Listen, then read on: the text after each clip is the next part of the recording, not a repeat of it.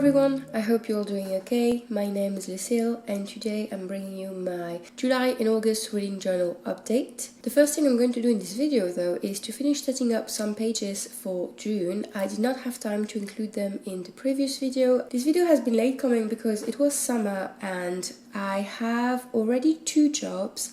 I work part-time in a library, which I absolutely love, and I also have 2 Etsy shops. I also do outdoor markets for my illustrations and stickers, but in summer I also volunteer at a bird banding station. I volunteer for the social media. I go there a few mornings a week to do bird banding and extractions, and I have friends that come into town to work at the bird banding station, so my summer is quite busy and I don't have that much time to read or to review or to film. Honestly, I love the summers, so I'm not too sad about it, but I just wished I had been able to put out a video sooner for you guys, but now it is there. In the last video, I was talking to you about reading volume 1 and 2 of Lore Olympus by Rachel Smythe. It's originally a webtoon that was published in a paper version as well. This time around, I'm doing just a 1-page spread for volume 3 to 8, and obviously if I read until volume 8, it means I was having fun, but as I said in the previous update, I really should have trusted the content warning because it was quite hard to read a whole series that's dedicated to such a subject. I was not expecting it to have the love story so intertwined with the trauma that happens in the first volume. And I'm not saying that's not a story that shouldn't be told, but it was really hard to read and it was quite tiring to read. I'm not a fan of the heroine Persephone. She's really set up for you to root for her. She is this born sexy yesterday trope. She discovers Olympus and she's so cute and so sincere, whereas everyone is so jaded and cunning and so superficial. She's not like the other girls, and the series is quite dramatic, and I might have enjoyed that at one point in my life, but now I just like when people get along and when the drama is not so dramatic and too much. Especially volume 8, you have this big dramatic thing that happens at the end of volume 7, and on volume 8 you pick up years later, so you don't feel the time that's passed, you don't feel how hard it must have been for the characters. It was a bit disappointing to just jump from 7 to 8 this way, but I believe there's only 1 or 2 paper volumes to be published yet, so I will read them when they're coming to the library, but I'm not sure I would recommend the series that much. It was really entertaining. I loved seeing the gods in this modern setting, but yeah, I would really advise you to read the content warning and trust it. Now on the left, I'm going a spread for 3 books. In fact, 2 albums and 1 short story. I'm quickly going to talk about the spread for Lore Olympus before I talk about the short story and the albums. So for the spread, I wanted to do something that reminded me of the previous spread. So I used the same blobby, cloudy, purple stickers from Journal Say, and I printed an illustration from, I think it was volume 8, with the colors that go well with the blobs. For the titles, I used my label maker once more, and I used 3 colors for it.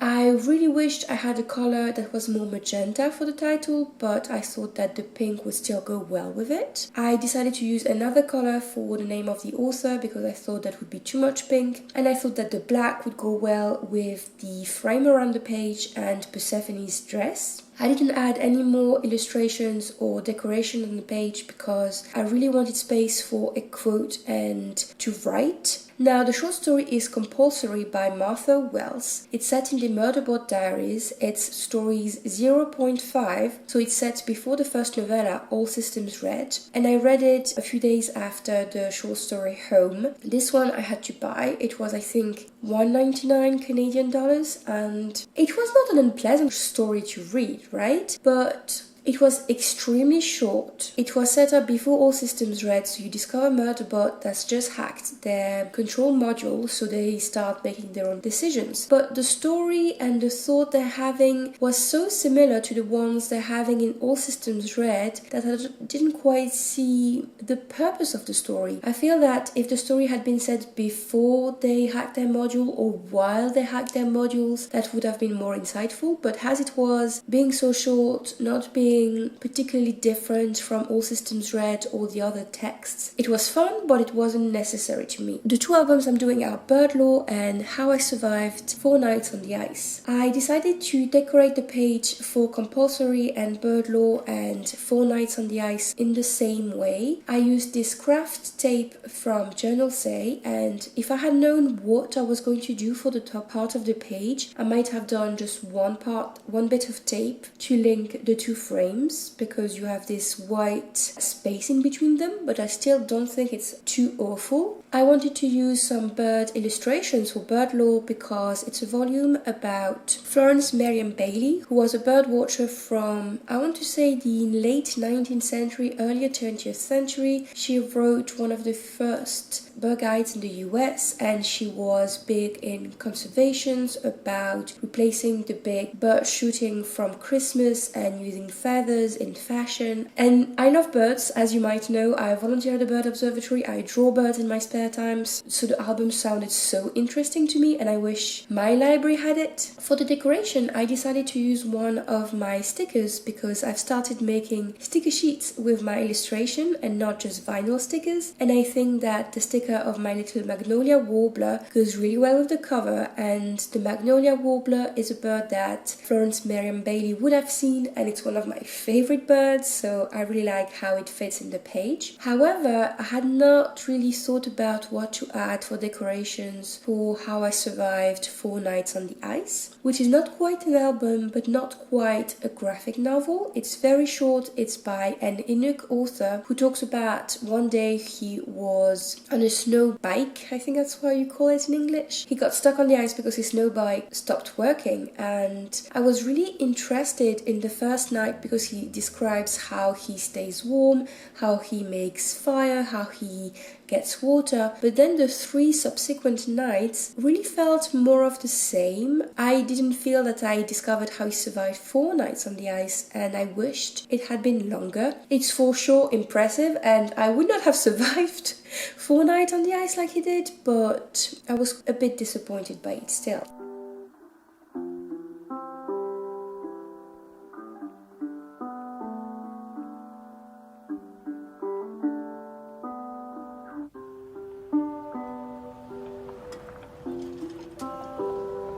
It's now time to work on my cover page for July and August. When I was setting up the page, I wasn't sure if it would be for only July, for July and August, if I would include September, but I wanted to have a summary cover page because my previous cover page had been more springy, and I really wanted to try to do a collage like I've seen Mochi Bujo doing, but I love collages. I love seeing her doing it and young journalists doing it, but I find them too busy for my own taste, even though I love making them, but the end result is too much for me. So lately with Junk Journal January that I did, I've been trying to find my own collage style, and that's what I wanted to work on for this cover page. I decided to go really Mochi Bujo classic and use a main sticker as the focal point, and then add some washi tapes and other stickers and ephemera as background stuff to support the main sticker. I chose this beautiful sticker by Marigona Suli. I bought this one, I think I bought 2 or 3 of this one because I find it absolutely beautiful. I love the colors, I love the girl, I just love everything. And when I started doing the collage, I wasn't sure what to add to it because I had never done such a collage before, but then I decided to pick up the usual filling collage elements that I have. That's book pages, some vintage looking graph paper, some music sheets, and see how they would be incorporated as a background. I played with that, then I decided to add some pops of colors that would go well with the sticker and also contrast with it. That's why I chose this blue butterfly that's from Nubius paper that she sent me last year, I want to say, and that's one of the last butterflies I have from her, and I just love them. They're paper stickers, the colors are soft, they go very well with what I already had, and I like that it contrasted with my sticker, but I also wanted stuff that had colors from the sticker. That's why I added this yellow flower and this green bit of fern or branch that's from Journal Say. I wanted something very green that would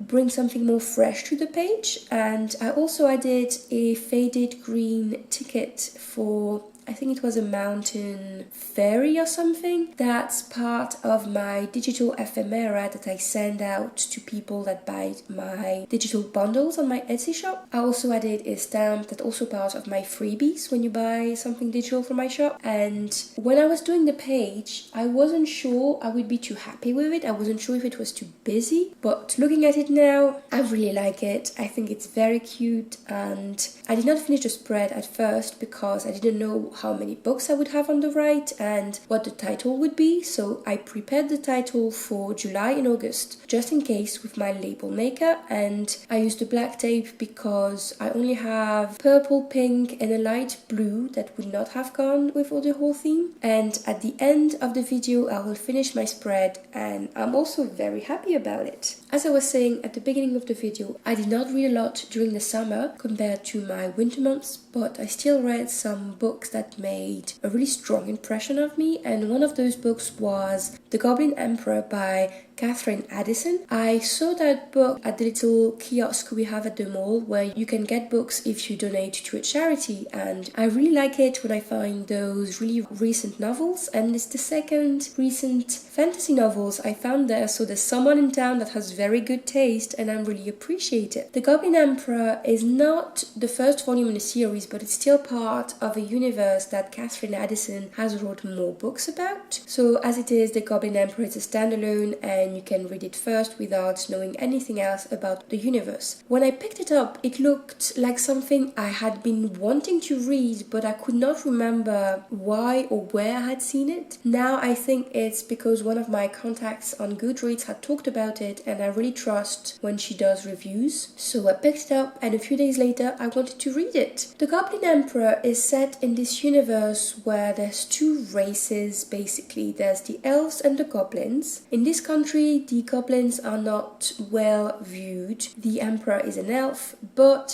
his last wife was a goblin and he got a half goblin son from her. He did not want to live with her, so he exiled her to another domain, and when she died he had his son brought up on an even farther away domain, so he never saw his son except for his mom's funeral. And it happens at just the beginning of the book that the whole royal family is wiped out by a dirigible accident, or was it a terrorist attack, and the only heir to the throne that's left is the Goblin Emperor, Maya. So we're gonna follow Maya that's going to come to court and having to become an emperor and to discover what it means to rule, because he's never been prepared to rule. He's been schooled in the art of the court, how to talk to nobles, how to know the etiquette, but he's never been taught how to be a ruler. So we're gonna follow him, and to be honest, absolutely nothing happens in this novel. With such a premise, with the whole royal family wiped out, with someone that has to try to learn to be a ruler, you would expect something quite action-packed, but it's not. And it's not a problem for me. I love novels where absolutely nothing happens. But in this one, Catherine Addison really put to the test that nothing happens, but it's still interesting because there's some events sometimes, but they're dealt with in 1 or 2 paragraphs. I mean, assassination attempts, meeting your future wife, discovering who ordered the whole royal family to be killed. It's dealt in a few paragraphs, and still you're reading the whole book, and it's a really dense book. It's a long book. It's 445 pages to be exact, but still you read. And I was reading the book and I was like, why am I reading it? It wasn't a mean question. I was just like puzzled by absolutely nothing happens. It's very monotonous. Day after day we just discover Maya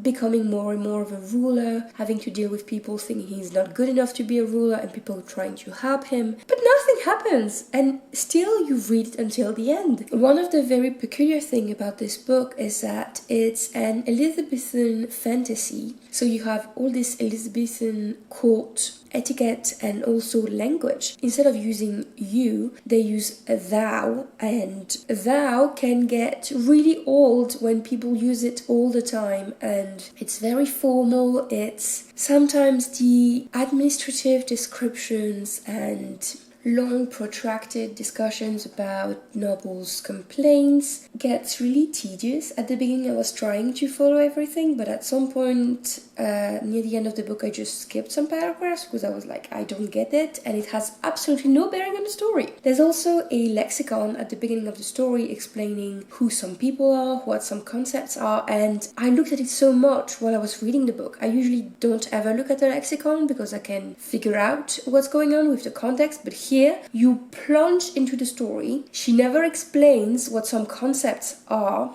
and you're just like, I don't know you, universe. Can you please lead me to it instead of dropping me into it and see if I'm gonna float? Because it's not very welcoming. So I would recommend it if you like Elizabethan fantasy and you don't mind fantasy novel where nothing happens and nothing is really fantasy apart from the fact that the emperor is a goblin and that the fact that the other people are the elves could very well be replaced by he's black and they're white, because the way he's described, the way goblins are described, they're shorter, they're more stocky, they have fuller lips. It really felt like badly done allegory for white and black interactions, and I wasn't feeling so great about it. But anyway, despite that, it's a worthwhile read. I would just not say that it's the best novel of the century, as I've seen some places. And as for the decoration, I went very simple because I had a lot of things to say and I wasn't quite sure what to do with it, because it's supposed to be fantasy, but I wouldn't use sparkles and glittery stickers because there's not much fantasy element in it, but still it's kind of vintage, so I used this craft tape with some leaves that the tones went with the cover. I used some washi tape with some fountain pen scribbling on it. It's one of my favorite washi tapes and it's from Journal Say. I also used a little bit of a green washi tape with a floral motif that I got from Action, a discount store you find in some European countries, and I lettered the title with my white gel pen. At first I thought I was going to copy the lettering on the cover, but it's all in capital letters and it would take too much space on my tape, and then I decided to just make a normal script slightly more fancy by adjusting the letters, and I think it's cute. I read The Goblin Emperor at the beginning of July, and then I started another book, a short story collection called The Book of Gaza by a collective of Palestinian authors, but I finished it in August. Because it's a short story collection made by different authors about different subjects, it felt difficult to read more than one or two stories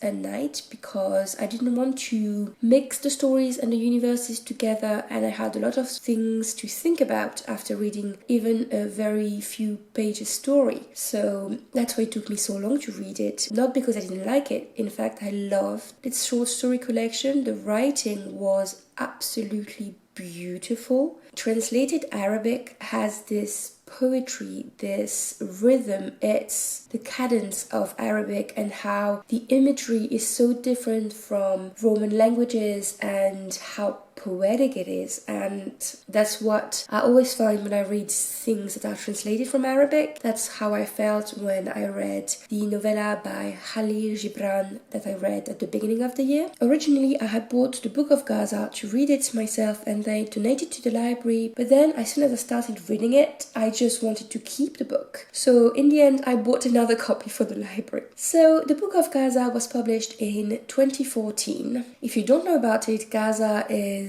occupied Palestine. Israel has a shot of people in there and it's really hard to get out of it, to visit it, and even without the full-on genocide that's going on right now, it was extremely tough in 2014. But still, it felt like reading about a world that doesn't exist anymore, and it was so bittersweet because it would have been hard to read it in 2014 already, but now you read about it and you don't even know if the authors are alive. You imagine the lives of these characters with the ongoing genocide, and it was really tough. But it was so interesting to discover Gaza through the prism of everyday life. The stories were not necessarily about the occupation, even though you had the description of how everyday life is under the occupation, but it was about growing up on a displacement camp and making friends, trying to emancipate yourself, trying to visit somewhere and not being able to, studying in Gaza. And one of my favorite stories is called Red Lights by Talal Abu Shawish, I want to say, and it's a few pages long. It's all happening in a taxi, nothing happens really, but it was so,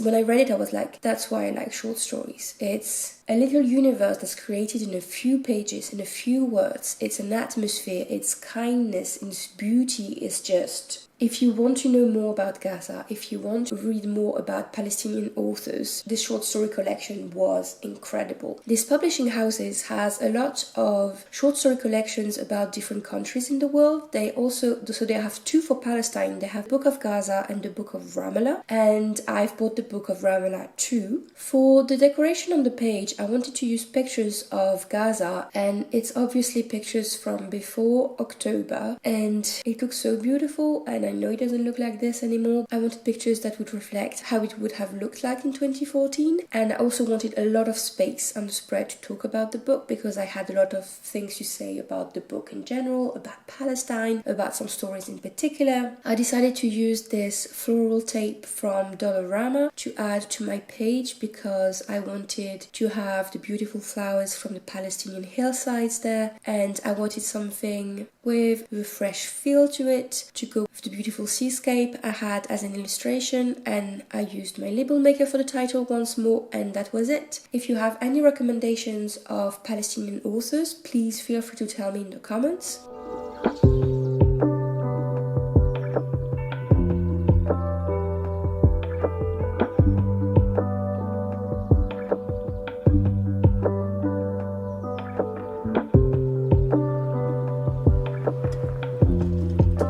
I had finished the Book of Gaza in August, and it was not the only thing I had started in July and finished in August. I had also started an audiobook, Ordeal by Innocence by Agatha Christie, and I started listening to it because we had to drive a friend from BC to Alberta to Jasper, and it was not a super long drive because I think it's like 6 hours there, 6 hours back, but an audiobook is always welcome. But I will talk to you about it in details after I finished my spread on the left first. I'm doing a spread with 3 albums on it. I have Our Subway Baby, Shark Lady, and Evelyn Witch Gets a Pet. As I've said before, I work in the library now, and it's the first time in my life I'm enjoying a job. It feels like it's what I was meant to do. I studied for 8 years to be a teacher. I have a master's degree. I did the agrégation, but I always was so tired by my job. I was always so stressed, and I ended up quitting my dream job, the job I had been wanting to do since I was a kid,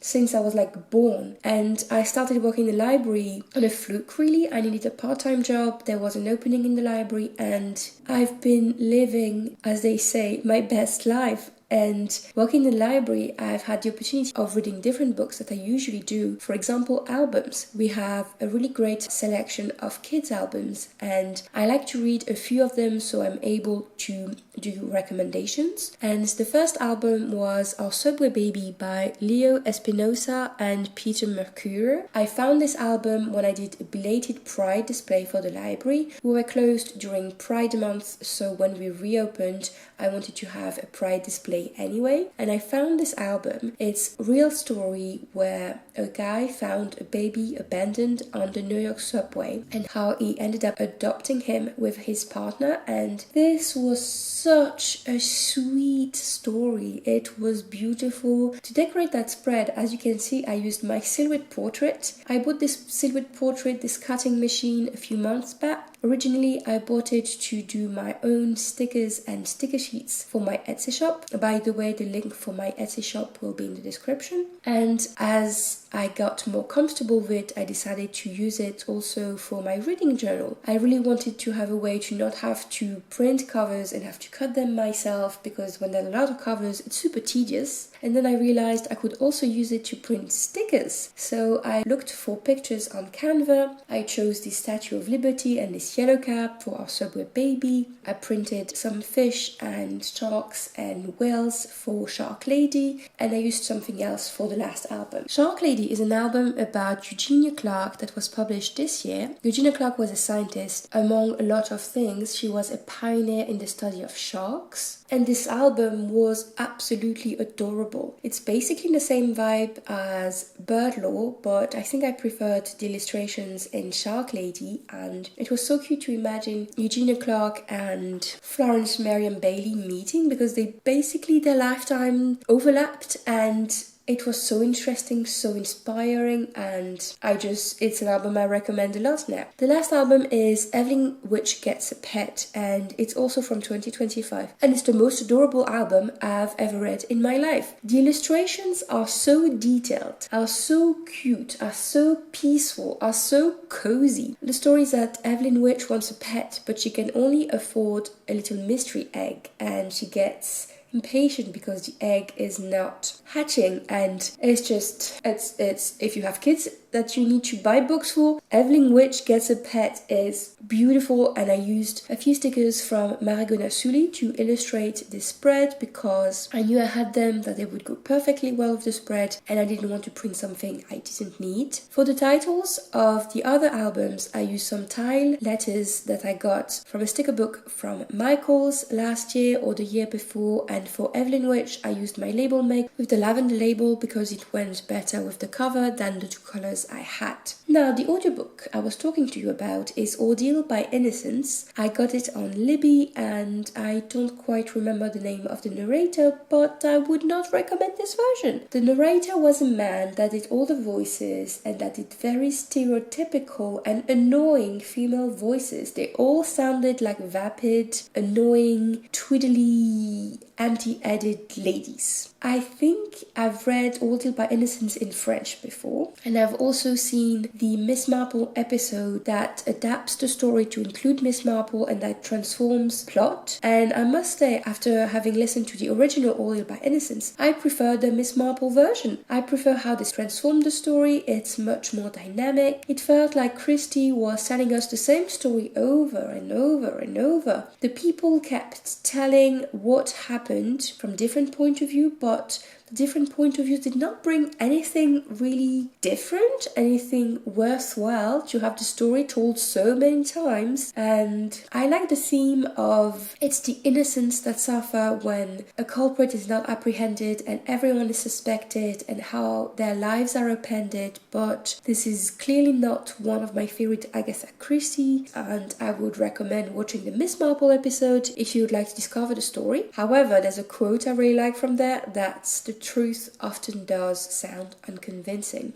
And this was my last spread for the video. Now I'm finishing my cover page, and I had already planned on the things I wanted to add to the cover page. This lovely patterned vellum paper was from a packaging of an Etsy seller I bought stickers from at the beginning of the year, and I don't remember which seller it was from, but I just knew I was going to use it in journaling, and I just loved that it was flowers, but it was not the same flowers as what I had on the left, and I wanted to use it as a background so as not to have too much. I wanted to use elements on this page that would echo what I have on the left, and I was really excited about having done my first sticker sheets, my first vintage sticker sheets, so I wanted to use some of them. I have sticker sheets with vintage ads from the 1910s. Originally, I have digital bundles with digital ads that I've digitized from a year issue of a French newspaper from 1912 that I inherited from my great-grandparents. And then when I had my cutting machine, I was like, it's the perfect time to make sticker sheets out of them, because not everyone wants to print digital bundles and have to cut everything themselves. And I must say, I think they're very cute. I also made a few sticker sheets with little quotes that I chose from several authors or from sentences I created myself. I also have sticker sheets with some old-timey postcards from Versailles that I'm also doing as a digital bundle, or you can buy the physical cards. And I thought that a back of a card with writing on it and the front of a card would go well with the rest of the spread. I used my last New Best Papers butterfly. I added a similar fern branch sticker from Journal Say and flower, and I wrote down my titles rather than printing covers because it would have been too much visually to have the covers, and I wanted to try to see if I would like having just the the title written and no statistics at all, as I've been doing in the past, and I think I like it, but I also like having a little wrap-up about my reading months, about how many books I read, how many were albums, how many were graphic novels, etc. So I'm gonna think about it for what I'm gonna do for September and October. I'm really excited about doing a cover page about fall, and the last bit of the video is going to be updating my index pages. So first I'm updating my book bingo, and I have 2 more squares to color in. I have the square for Book from a New Country, which is the Book of Gaza for Palestine, because I had never read a book from Palestinian authors. Since then I've also read a Palestinian children's album that could also work for this, and I'm also gonna color in the square for a book published in 2025, and that's one of the albums I read. I wish I could have colored in the square for a short story collection for the Book of Gaza, but I wanted to use more a book from a new country.